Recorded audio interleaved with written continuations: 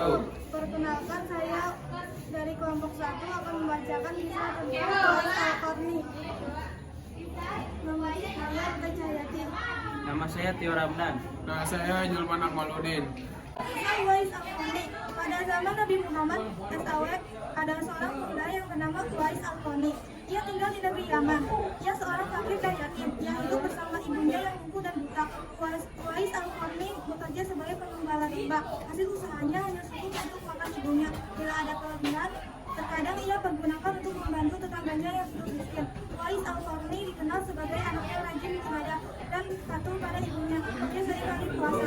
Waktu sedihnya hati Uwais Al-Qarni setiap melihat tetangganya sering bertemu dengan Nabi Muhammad. Sedangkan ia sendiri belum pernah berjumpa dengannya. Ketika mendengar Nabi Muhammad, giginya patah karena dilempari batu oleh musuhnya. Uwais Al-Qarni segera menggetok giginya dengan batu hingga patah.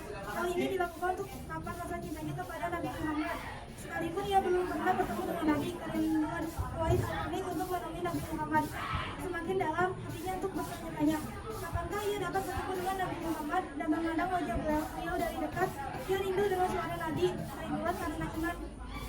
Pada suatu hari ia datang mendekati ibunya, mengeluarkan isi hatinya dan memohon izin kepada ibunya agar dapat pergi menemui Rasulullah. Di Madinah, ibu Uwais Al-Qarni terharu ketika mendengar permohonan anaknya. Ia mengampuni perasaan Uwais Al-Qarni seraya berkata, "Pergilah wahai Uwais, anakku, temuilah Nabi di rumahnya, dan bila telah berjumpa dengan Nabi, segeralah engkau." Ia mendengar jawaban ibunya itu. Segera ia berkemas untuk berangkat dan berpesan kepada tetangganya agar dapat menemani ibunya selama ia pergi. Sesudah berpamitan, sembari mencium ibunya, berangkatlah Uwais Al-Qarni menuju Madinah. Setelah ia menemukan rumah Nabi, ditutupnya pintu rumah itu sambil mengucapkan salam. Keluarlah seseorang seraya membalas salamnya. Segera saja Uwais Al-Qarni menanyakan Nabi Muhammad SAW yang ingin dijumpainya. Namun ternyata Nabi tidak berada di rumahnya. Beliau sedang berada di medan pertempuran. Uwais Al-Qarni hanya dapat bertemu dengan Siti Aisyah, istri Nabi SAW. Betapa kecewanya hati Uwais, dari jauh ia datang untuk berjumpa langsung dengan Nabi SAW. Tetapi Nabi Muhammad tidak dapat dijumpainya. Dalam hati Uwais bergolak perasaan ingin menunggu bertemu dengan Nabi. Sementara ia ingat pesan ibunya agar ia cepat pulang ke Yaman. Akhirnya karena ketaatannya kepada ibunya, pesan ibunya mengalahkan suara hati dan kemauannya untuk menunggu dan berjumpa dengan Nabi Muhammad SAW. Nabi pun pulang dari medan pertempuran. Sampainya di rumah, Nabi Muhammad menanyakan kepada Siti Aisyah tentang orang yang mencarinya. Siti Aisyah menjelaskan bahwa memang benar ada yang mencarinya, tetapi karena lama menunggu, ia segera pulang kembali ke Yaman. Karena ibunya sudah tua dan sakit-sakitan, sehingga ia tidak dapat meninggalkan ibunya terlalu lama. Nabi menceritakan kepada para sahabatnya, kalau kalian ingin berjumpa dengan dia, perhatikanlah ia mempunyai tanda putih di tengah telapak tangannya. Nabi menyarankan apabila kalian bertemu dengan dia, mintalah doa dan istighfarnya. Dia adalah penghuni langit, bumi, bukan dan Waktu terus berganti. Suatu ketika Khalifah Umar teringat akan sabda Nabi tentang Uwais Al-Qarni, penghuni langit. Sejak saat itu setiap ada khalifah yang datang dari Yaman, Khalifah Umar dan Ali Ra selalu menanyakan tentang Uwais Al-Qarni. Suatu hari, rombongan khalifah itu pun tiba di kota Madinah. Melihat ada rombongan khalifah yang baru datang dari Yaman, segera Khalifah Umar dan Ali Ra mendatangi mereka dan menanyakan apakah Uwais Al-Qarni turut bersama mereka.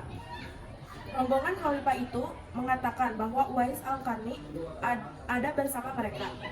Dia sedang menjaga unta-unta mereka di perbatasan kota. Mendengar jawaban itu, Khalifah Umar dan Ali Ra segera pergi menjumpai Uwais Al-Qarni.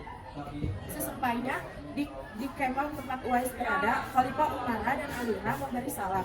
Tapi rupanya Uwais sedang salat. Setelah mengakhiri salatnya dengan salam, Uwais menjawab salam Khalifah Umar dan Ali Ra sambil mendekati kedua sahabatnya Nabi. Ini ada mengalurkan tangannya untuk bersalaman. Sewaktunya berjabatan, Khalifah Umar dengan segera membalikkan tangan Uwais untuk membuktikan keberadaan tanpa tanda putih yang berada di telapak tangan Uwais, seperti yang pernah diketahui oleh Nabi. Memang benar, tampaklah tanda putih di telapak tangan Uwais Al-Qarni.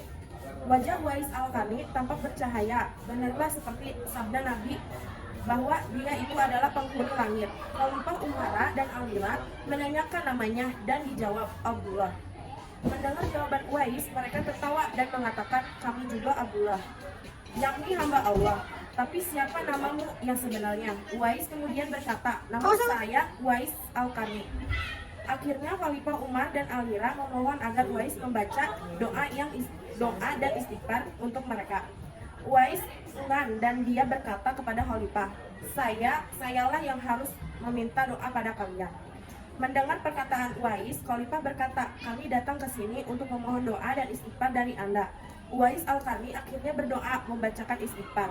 Setelah itu, Khalifah Umara menyembunyikan uang negara dari Baitul Mal kepada Uwais untuk jaminan hidupnya. Namun Uwais menampakkan dengan berkata, hamba mohon supaya hari ini saja hamba diketahui orang.